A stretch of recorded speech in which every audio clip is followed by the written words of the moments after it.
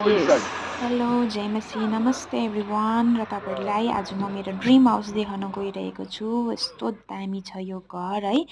अनि यो चाहिँ म अस्ति बोजूलाई घुमाउँदै जाँदाखेरि चाहिँ मैले देखेको थिएँ र कसको कसको हो भनेर मलाई थाहा चाहिँ थिएन।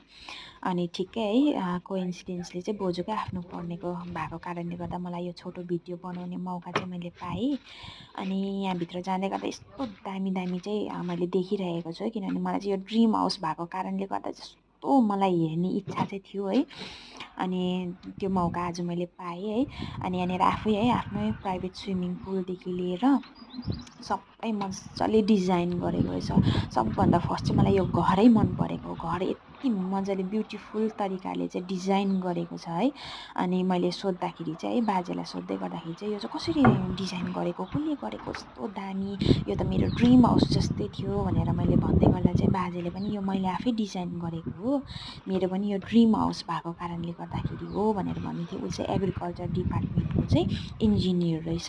त्यही भएर चाहिँ यो सबै उसले आफै डिजाइन गरेको अरे है। अनि यस्तो दामी डिजाइन गरेको छ। नेक्स्ट भिडियोमा चाहिँ म तपाईँलाई भित्रभित्र पनि देखाउने छु। र यहाँ बाहिर पनि देख्नु सक्नुहुन्छ, फ्लोरदेखि लिएर यो रुखपातदेखि लिएर यो कटिङदेखि लिएर सबै बाजेले आफै गरेको रहेछ है। अनि मैले छोटो भिडियो मात्रै बनाएको छु। नेक्स्ट टाइम है फेरि म फुल भिडियो लिएर आउने